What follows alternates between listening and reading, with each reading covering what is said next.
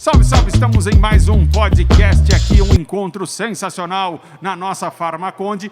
E o tema, vocês já sabem dessa série, é saúde. Aliás, o tema preferido da Farmaconde é saúde. E faz parte também, claro, da boa saúde, uma saúde financeira, não é, André? Exatamente. Tão importante quanto. E nós estamos hoje aqui com o André, que é justamente um consultor financeiro, administrador de empresas, André Portugal, Exato. que vai falar sobre essa questão de saúde financeira. Eu li, rapaz, que quase 70% da população brasileira se declara endividada. Isso também é reflexo da pandemia, você acha? Com certeza, né? Com certeza. Durante a pandemia, até pelas lockdowns que tiveram, fecha, abre comércio, muita gente depende do comércio, né? Direta ou indiretamente, com certeza sofreu bastante com isso. Então, acabou perdendo emprego, sendo afetado financeiramente, acabou se endividando, não tem outro jeito. E aí, o que fazer em busca dessa boa saúde financeira diante de um cenário como esse, André? Como que as pessoas podem agir? Então, assim, eu sempre falo, quando eu começo a falar sobre esse assunto, a primeira coisa, o mais importante para você saber sair do seu problema financeiro é você identificar o problema. Então, a primeira coisa é você fazer uma análise, e aí quando eu falo análise, pode ser escrever os seus gastos num papelzinho, quem entende de Excel, fazer um Excel, aí depende do quão a pessoa conhece de uma ferramenta ou outra.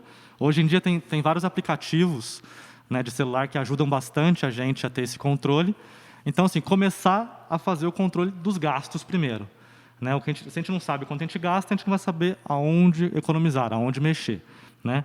E aí tem uma pegadinha, né? O nosso cérebro, ele tenta o tempo todo economizar energia e ele tenta tirar a gente de situações dolorosas. Né? Então, o cérebro da gente vai tentar fazer a gente mentir para a gente mesmo nas nossas declarações ali, nos nossos controles financeiros. Esse é o grande problema da saúde financeira. Né?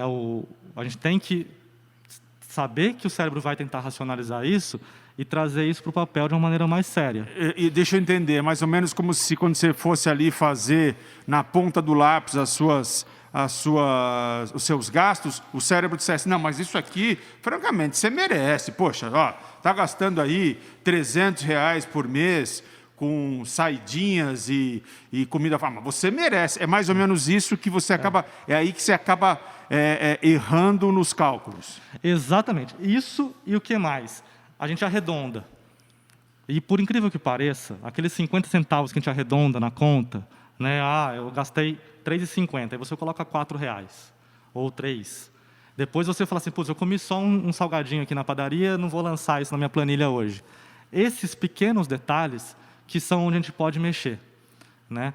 Quando eu falo, vamos economizar é igual fazer dieta. Né? Eu sempre falo, não adianta você fazer uma dieta radical, porque a hora que você for pisar na bola, você vai pisar muito na bola. Então, vou ficar lá um mês comendo só alface.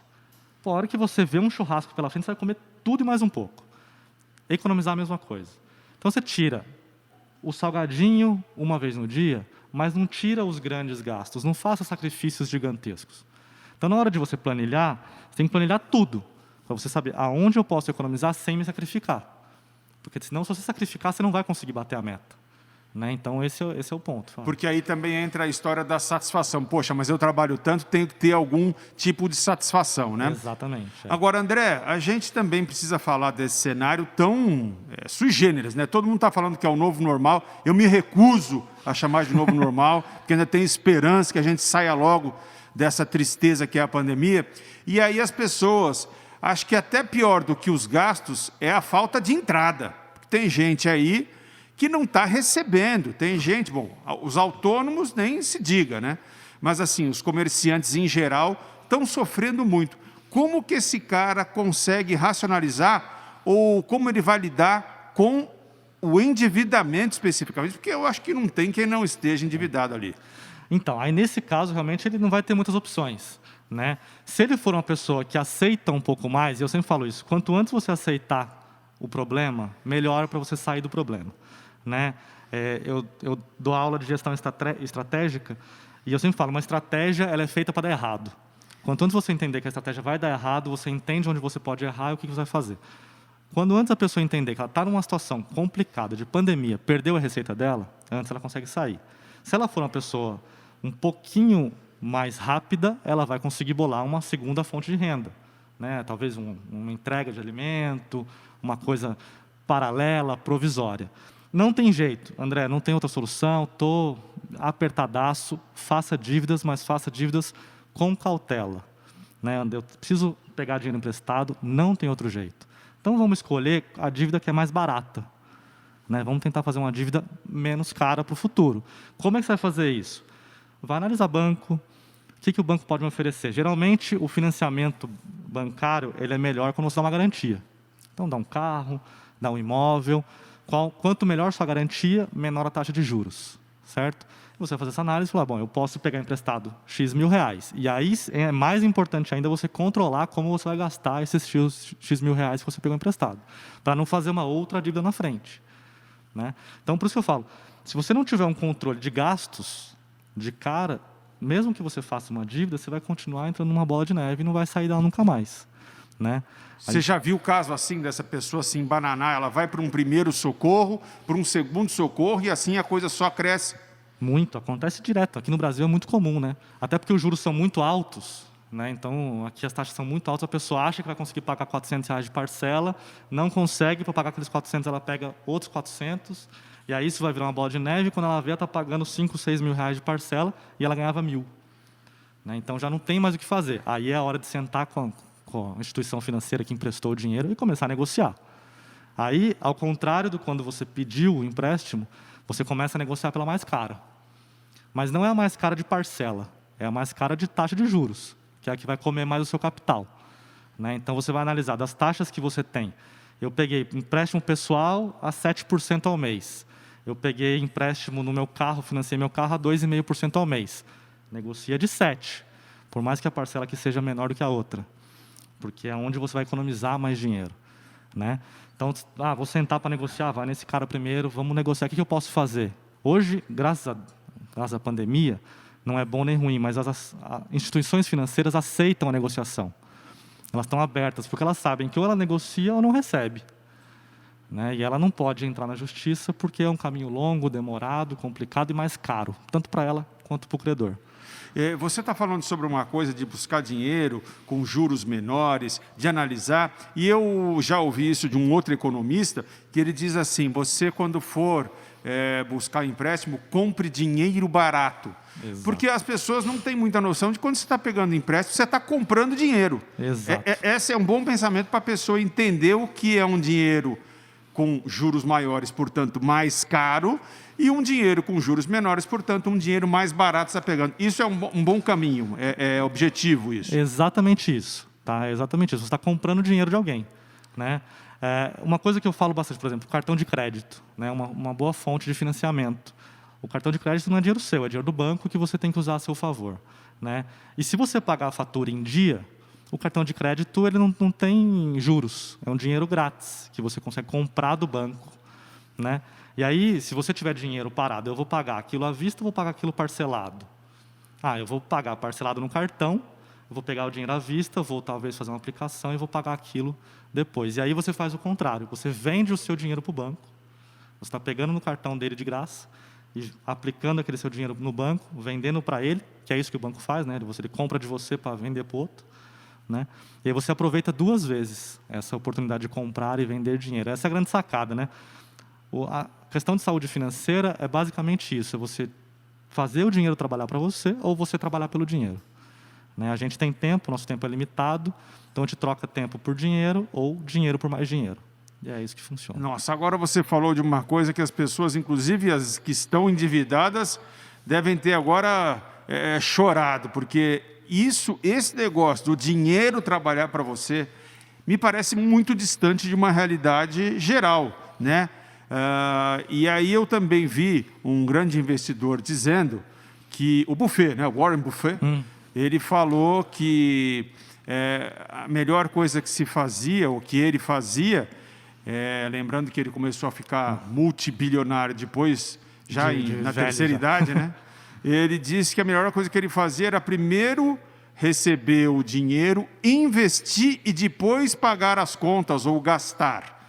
A gente faz o contrário, a gente trabalha, gasta para ver se vai sobrar alguma coisa para investir. E aí é que a gente se dá mal. Exato. Isso é muito bom, Vinícius, de verdade.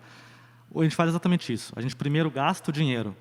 Ah, mas eu não consigo separar R$100, porque você já gastou. Se você ganha 1.000, você já gastou seus 1.000, antes do mês começar. Mas como é que eu faço, então, para eu tirar 100 e viver com 900? Você tem que pegar a primeira coisa, caiu o dinheiro na conta, pega os 100 e aplica. Ah, mas vai faltar 100 no final do mês. Vai faltar 100 no final do mês porque você se condicionou a gastar tudo. Por isso que o Buffett fala isso. Que se você tirar antes, você vai se condicionar a gastar só os 900. E aquele 100 todo mês vai ficar aplicado. Né? Então, é a melhor estratégia para você conseguir investir é essa. Só que é muito difícil. A gente, de modo geral, está sempre buscando uma melhoria de condição de vida. Né? Então, a gente está sempre buscando mais conforto, se beneficiar com um lanche, um chocolate, às vezes um carro, um apartamento novo, e está sempre fazendo dívida e esquece que no futuro vai faltar. Né? Então, esse é o grande ponto. Tem que pensar no futuro. A gente é muito de curto prazo e esquece do longo. Aí você não André, você agora falou uma coisa fenomenal, assim, que as pessoas, segundo pesquisas mundiais, a primeira coisa que as pessoas começam a ganhar melhor fazem é comer melhor automaticamente e depois passa para os bens de consumo rápido, né? Roupas, calçados. E essa visão é uma visão, como você disse, que não está ali prevendo que em algum momento essa sua renda pode ficar diminuída, você pode perder essa renda num eventual desemprego, numa pandemia que ninguém nem imaginava. E aí, como é que eu faço para começar a prever esse futuro mais tranquilo? Essa aposentadoria, como chamo? Então, como nós falamos agora há pouco, a primeira coisa é você saber que você precisa economizar. Né? E se você tem essa possibilidade de economizar, se você já não gastou todo o seu dinheiro, ou se você já não predispôs o seu dinheiro em alguma coisa, né? Você tem essa possibilidade de comece a economizar. E aí vai aprender um pouquinho sobre investimento. Tem N investimentos, a gente estava falando agora há pouco, que é uma realidade distante para algumas pessoas, mas é porque as pessoas estão na zona de conforto, não querem aprender, acham que é realmente muito distante, e não é. Tá? Hoje em dia você consegue aplicar, por exemplo, um tesouro direto com R$17. Você não precisa ser milionário. Uma ação, como o Buffett compra várias, você não precisa comprar R$1 milhão. Você pode comprar ações hoje de R$4,50, R$4,10. Ah, mas R$4,10 não é nada. Eu falei, exatamente, R$4,10 é uma garrafa de água que você gastou ali, às vezes sem perceber. É um chocolate a mais que você comprou sem perceber, que você podia ter comprado uma ação de uma empresa que vai te gerar, além de receita recorrente, que são os dividendos, vai valorizar também. E de 4 em 10 em 4 em 10, você vai ficando cada vez mais rico. Você está falando desses investimentos hoje em dia você pode fazer até por aplicativos. Por aplicativos. Tem hoje corretoras que são de graça, hoje tem muita opção fácil, barata, e por incrível que pareça, as empresas estão cada vez trazendo mais as pessoas para os investimentos de forma fácil, né? Assim, de uma forma bem didática.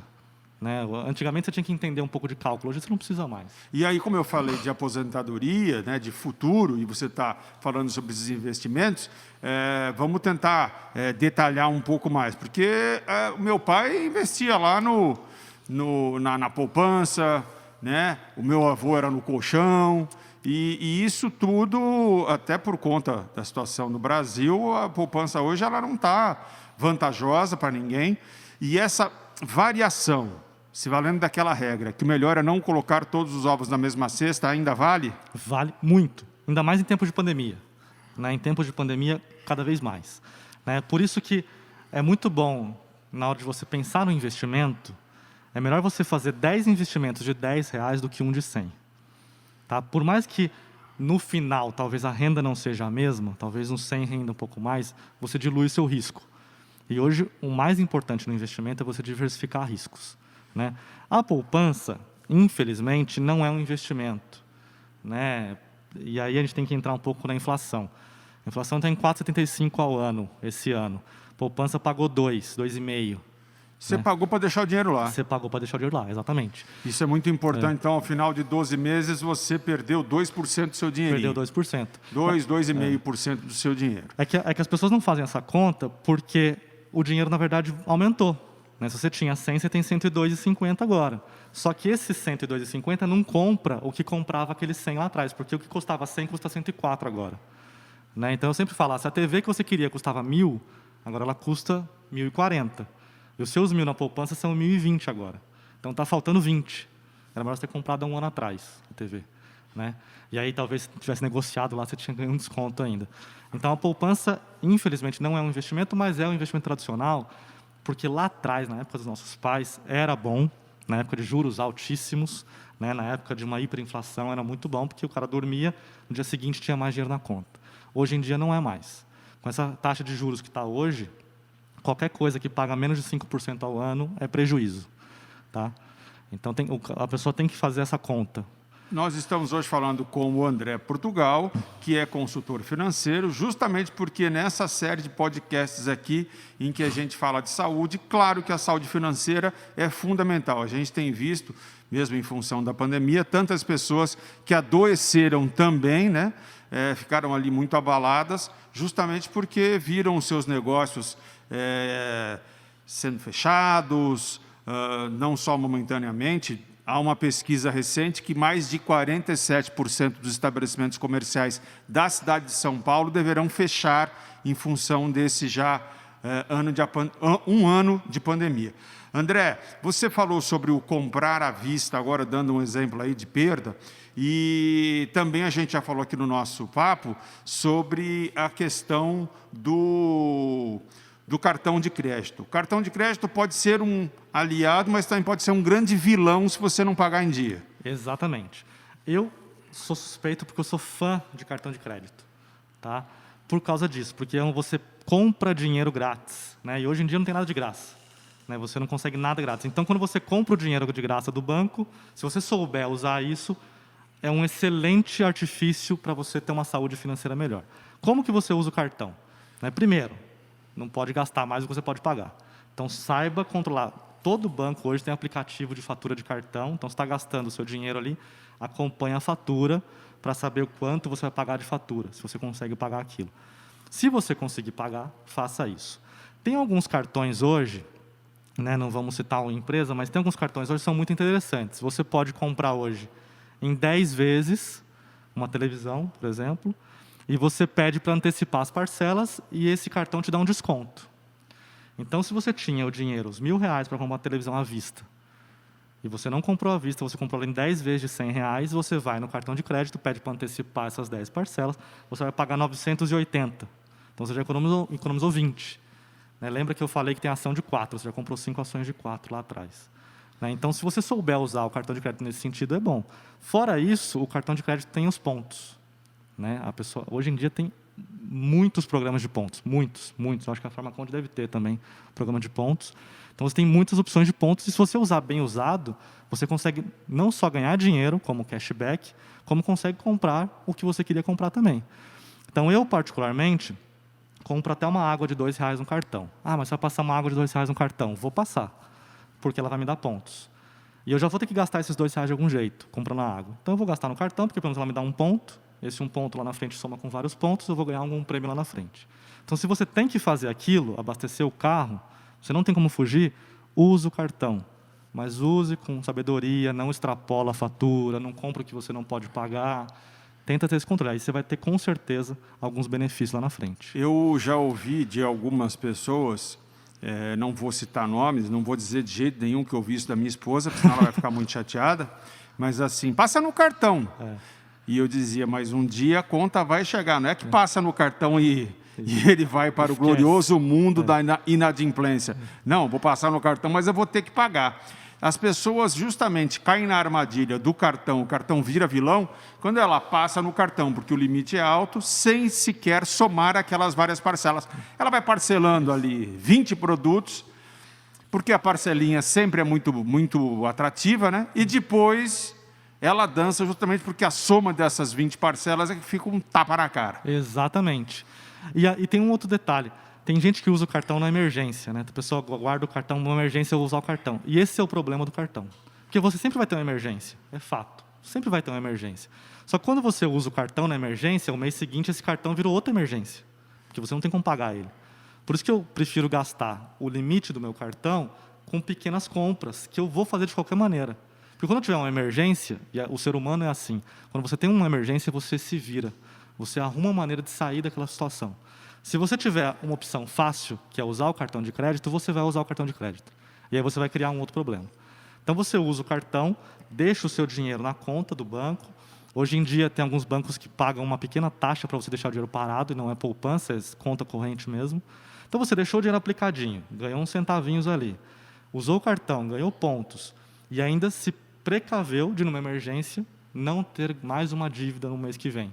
Então você conseguiu ali se controlar financeiramente. E aí o seu dinheiro você vai, paga a fatura, e está todo mundo feliz. André, e a outra parte ainda sobre vilões e tudo mais, é aquele raciocínio sobre se eu devo pagar à vista se eu tiver o dinheiro ou eu devo pagar em vezes, entre aspas, sem juros. O que você aconselha como consultor financeiro? Só vai pagar à vista se tiver desconto. Tá? Se tiver desconto, paga à vista. Se não tiver desconto, paga parcelado. O meu conselho é, vou comprar TV de R$1.000 de novo. Por R$900 eu compro à vista. Ou 10 de 100. Compra por 900. Ah, não, é os mesmos 1.000. Então, compra sem juros, mas pegue os 1.000 e aplique os 1.000. Porque se você pegar esses 1.000 e gastar em outra coisa, você fez uma outra dívida. Então, pega os 1.000, aplica os 1.000 e compra a TV parcelada. Voltando a falar, no nosso começo da conversa aqui, eu dei alguns dados de que quase 70% das pessoas no Brasil estão endividadas. Essas são as que se declaram endividadas, talvez as outras não tenham sido encontradas. Porque 70% eu estou achando até baixo para o cenário que a gente está vivendo. Eu não quero ser aqui um arauto do apocalipse, mas a coisa não está bonita mesmo, né? Enfim, como que as pessoas devem começar a tentar negociar essas dívidas que elas têm? Por onde você acha que deve começar? O que as pessoas gastam e que é um supérfluo, na sua experiência? Então, primeira coisa é aquilo que nós falamos no começo. Saiba a sua situação financeira. Tá? Tem muita gente que às vezes se declara como endividado, mas não sabe nem a situação que está. Tá? A pessoa ela vende o almoço para comprar a janta, infelizmente. Então, saiba a sua situação financeira, saiba exatamente quais são as suas contas. Tá? E aí você vai começar a ver onde você pode cortar. O supérfluo é relativo, tá, Vinícius? Para mim, na minha opinião, ele é relativo. Por quê? O que é para mim supérfluo, para o outro, às vezes, é uma necessidade. Então, o que eu falo? Assim como a dieta, não faça nenhum corte radical. Veja o que é importante para você e veja a sua real necessidade. Você precisa comer aquela picanha, ou você pode comer hoje frango? Você precisa comprar aquele sapato, ou você pode esperar mais um pouco, ou um sapato de uma marca mais barata? O que você pode fazer para continuar se dando coisas legais, aproveitando o que você pode aproveitar, mas com um pouco menos de dinheiro? E aí você está na situação, conseguir economizar. Primeiro passo, você precisa economizar. Precisa saber aonde economizar. Segundo passo, negociar as dívidas. Você tem que saber quais são as suas dívidas, quais são as mais caras, e aí você vai olhar os contratos dessa dívida, e muita atenção, porque a taxa de juros do contrato, às vezes, ela é enganosa, tá? O custo efetivo total do negócio é sempre muito maior, porque tem IOF, tem um monte de taxa de banco. Então, olha essas taxas, escolha o seu empréstimo mais caro, de taxas mais caras, e comece a negociar com o banco. Como você já fez a sua previsão antes de gastos, já sabe quanto você ganha, já sabe quanto está sobrando, você vai oferecer para o banco. Fala, olha, hoje eu tenho R$100 para te pagar. Te interessa? Eles vão negociar com você. Se você chegar no banco, quanto você quer pagar? Bom, não sei quanto eu posso pagar. Posso pagar 30, 40, 100, 120. Então, saiba a sua situação financeira antes de começar a negociar, para você saber exatamente o que cabe no seu orçamento. Bom, André Portugal, que é um consultor financeiro, um conselheiro, que nos falou aqui tão bem sobre saúde financeira, que é tão importante. Nós estamos numa série de podcasts justamente sobre saúde. Muito obrigado, meu irmão, pela sua presença. Muito obrigado pelos preciosos conselhos e pelo aquilo que você falou para nos ensinar. Eu queria ter te conhecido há 1 ano, rapaz. Que bom. Mas tem sempre tempo, dá sempre tempo de melhorar. Tá certo. Tá, muito obrigado mais uma vez. Obrigado a vocês também. Continuem nos seguindo nas redes sociais da Farmaconde e nos ouvindo aqui no podcast. Eu fui. Boa saúde para todo mundo. Valeu, obrigado, obrigado.